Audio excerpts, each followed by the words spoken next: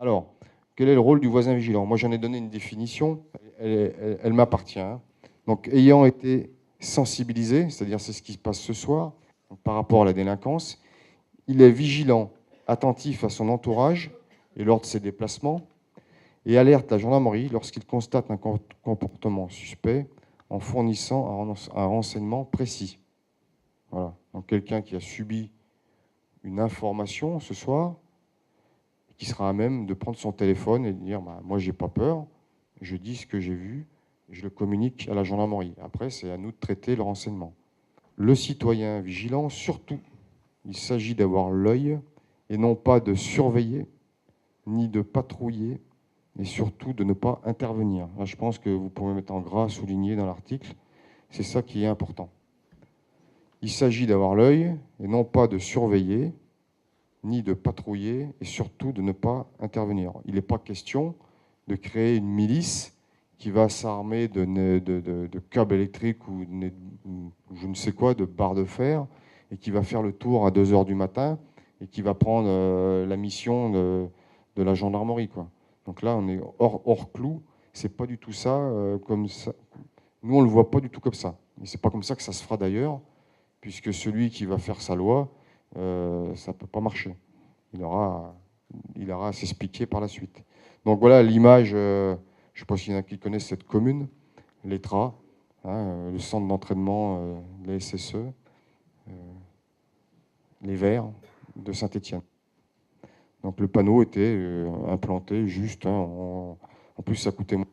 On s'est servi du support pour le mettre dessous. Bon, c'était toléré. Voilà, un petit peu d'humour, hein. Donc c'est les gendarmes qui viennent voir quelqu'un. Êtes-vous, acceptez-vous d'être voisin vigilant? Bon, on voit le type, il a des jumelles partout, il regarde. Voilà. Non, c'est pas ça. C'est pas ce qu'on vous demande. On va traiter que de tout ce qui est, on est d'accord, au niveau pénal. Si le voisin, il part à telle heure, là, ça nous intéresse pas, nous. Nous, ce qui nous intéresse, c'est dans le domaine du cambriolage et tout ce qui est le vol lié à l'automobile. Tous les cancans, c'est pas du tout de notre ressort. Alors, que je vous parlais tout à l'heure d'un comportement suspect, comment identifier? Donc un véhicule qui circule lentement dans un quartier, par exemple, une personne qui fait le guet, il y a une faute en plus, c'est pas bien. Un individu qui saute un portail, l'exemple que je vous ai donné tout à l'heure. Donc ça, c'est des éléments qui peuvent vous attirer en disant « Ah, il y a quelque chose de bizarre ». Quand vous êtes dans votre quartier, vous voyez un véhicule qui passe lentement, avec 3 individus à bord, qui regardent un peu partout, à droite, à gauche. Alors, bien sûr, ça peut être des commerciaux qui vont vendre quelque chose, c'est évident, mais ça peut être aussi particulier. Ça peut être des gens qui viennent vous rendre visite et qui viennent nous cambrioler. D'autant plus si quelques jours avant, vous avez eu des informations selon lesquelles des cambrioleurs rôdent dans le secteur avec un véhicule, avec une couleur et une marque. D'où l'utilité aussi des SMS. Il s'agit très souvent de personnes ou de véhicules qu'ils n'ont pas l'habitude de voir. Donc, bien sûr, si c'est votre voisin qui roule tout doucement, vous n'allez pas nous appeler. C'est évident. Ils peuvent être accompagnés d'enfants qui entrent plus facilement par des petites ouvertures. Alors, je l'ai laissé parce que ça arrive, je pense que ça arrive rarement ici, hein. Bon, il n'y a que 2-3 mois que je suis là. Bon, on me dit que oui, possible. Ça a pu arriver. Bon, mais de toute façon, oui, hein, certainement. Alors là, on était sur une certaine catégorie de personnes qui faisaient travailler des jeunes mineurs, et notamment des jeunes filles. J'ai vu des situations avec des filles de 15 ans, quoi, avec des tournevis comme ça, qui cassaient les baies vitrées très facilement. Ils s'expriment parfois dans un français incorrect ou avec un accent. Ça arrive, hein, ou on peut transformer sa voix très facilement aussi, hein.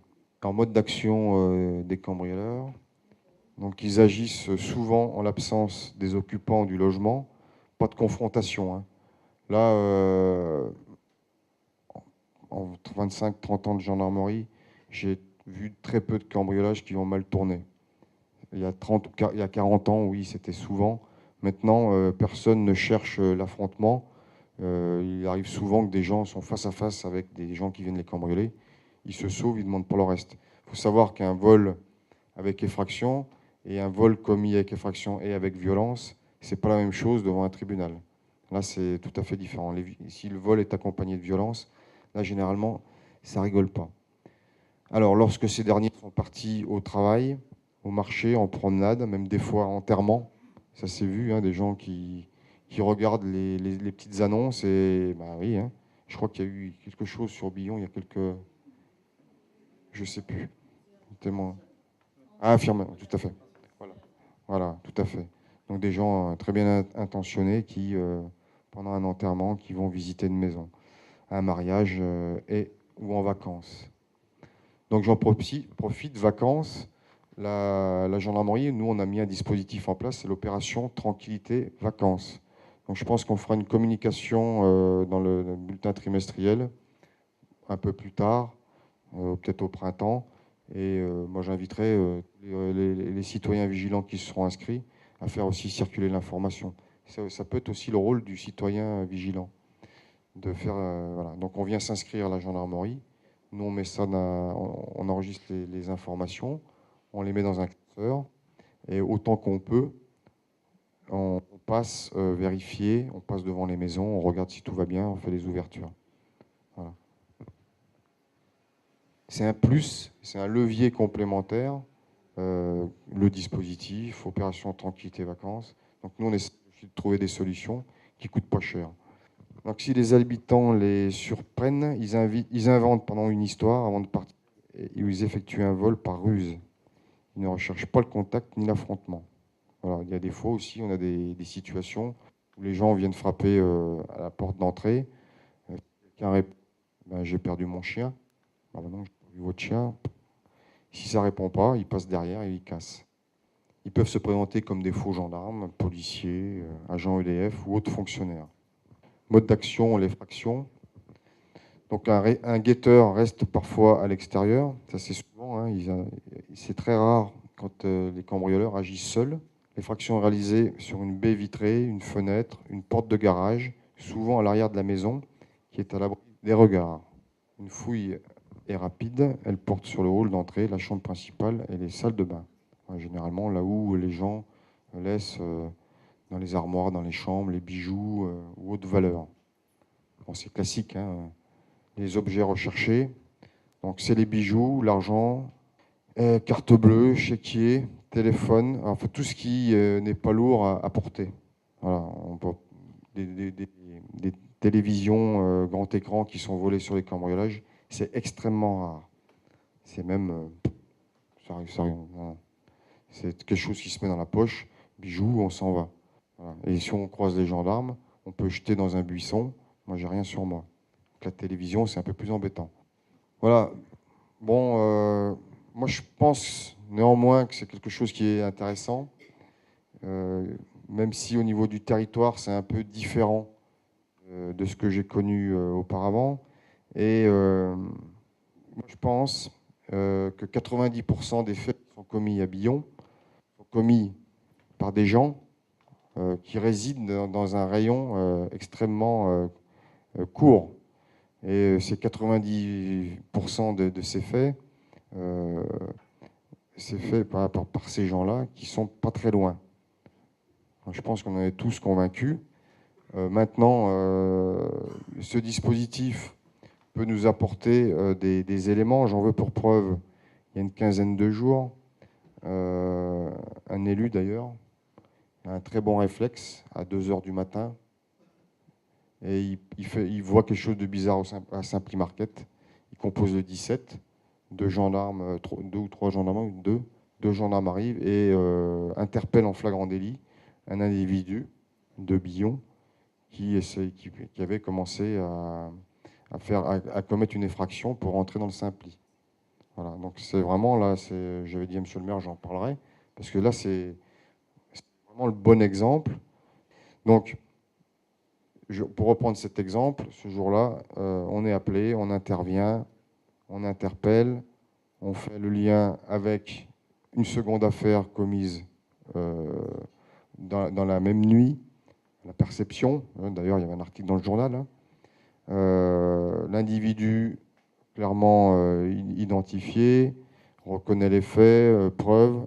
Il est passé en comparution immédiate le lendemain. Et là, je dois dormir à Rion, pas très loin d'ici. Je sais pas, vous voyez des barreaux. Voilà. Donc là, celui-là, on a pu l'écarter. C'était bien carré, bien fait. Mais si on n'avait pas eu ce renseignement, on aurait peut-être fait plus tard, parce qu'on est avec les éléments. Mais quand c'est toujours dans le temps de la flagrance, c'est bien plus marquant. Les magistrats, ils sont plus à même de prendre une décision un peu radicale. Et des fois, il y a certains individus, il n'y a pas d'autre solution. Hein. Ou alors, si vous en trouvez, si vous les connaissez, il faudra venir m'expliquer à la fin de la réunion. Mais une fois, deux fois, trois fois, quatre fois, voilà, la solution finale, hein, pour moi, c'est l'incarcération. Hein. Là, il n'y a pas de problème et ça va éviter la population de s'inquiéter, de savoir s'ils peuvent tranquillement garer leur véhicule le soir. Quoi. Parce que je suppose qu'ici, il y a des gens qui se posent la question. Pour ça, je vous dis, il y a un climat qui est quand même c'est particulier. Je ne noircis pas le tableau. C'est compliqué. Mais je peux vous dire que mes hommes et moi, on va s'attaquer à la problématique et on va essayer de la régler au plus rapide et le mieux possible. Ça, vous pouvez compter sur nous. Donc c'est un outil complémentaire pour les forces de l'ordre, communication, hein, comment ventiler autant de renseignements en si peu de temps avec la plateforme SMS. Et ça implique la population et ça va créer du lien social. Moi, j'ai pris mes fonctions il y a 2 mois. Je n'étais jamais venu à Billon, je connaissais personne. Je repartirai d'ici dans 2 ans, 3 ans, 4 ans, je ne sais pas. Je connaîtrai beaucoup de monde par rapport à ça, c'est sûr. Voilà, des gens qui, généralement, les gens qui adhèrent à ce dispositif, c'est des gens qui ont le temps, des gens qui sont, comment dire, quelques chefs d'entreprise, des gens dans les administrations. Voilà. Ça permet aussi de travailler utilement. Je ne sais pas si quelqu'un qui travaille par exemple à la maison d'arrêt de Rion, ça m'intéresse, pour avoir des éléments un peu plus rapidement. Bon, voilà, c'est quelque chose qui est très intéressant pour nous, mais pour vous également.